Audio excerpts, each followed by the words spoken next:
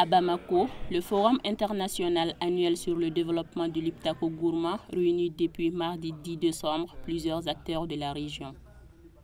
Dans ce panel, les défis liés à la sécurité, la mobilité et le développement socio-économique dans la zone des trois frontières étaient au centre des échanges. Ces gens sont concentrés là-bas.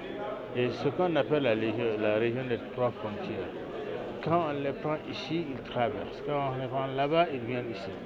Donc il faut savoir cette zone. Et puis il y a aussi le terrorisme des coupeurs de route. C'est-à-dire qui a toujours existé, ça. Mais sinon, les deux se sont réunis pour actuellement un peu embraser la région. Il faut absolument que ça s'éteigne parce que nous savons ce que ça provoque au niveau de nos populations en termes de manque de vie en général. Parce que bon, plus personne ne peut cultiver, plus personne ne peut plus pêcher, plus personne ne peut plus faire son élevage et les commerçants. Il faut être mobile pour faire toutes ces activités-là. Partagée entre le Mali, le Niger et le Burkina Faso, la zone du Liptako-Gourma s'étend sur une superficie estimée à 370 000 km² avec plus de 80 000 km² touchés par l'insécurité. Pour relever ces défis, l'une des étapes est la présence de l'administration et de ses services au plus près des populations.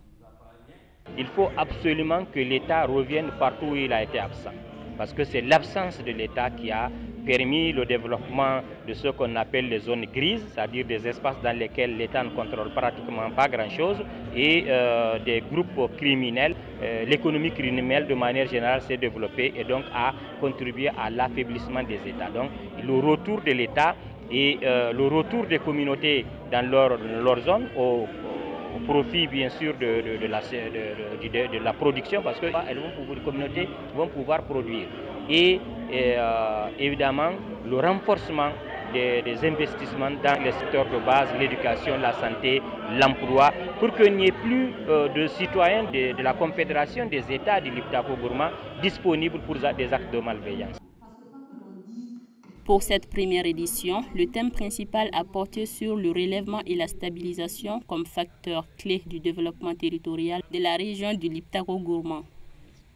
D'après une participante, les défis liés à la zone méritent des réponses coordonnées et durables.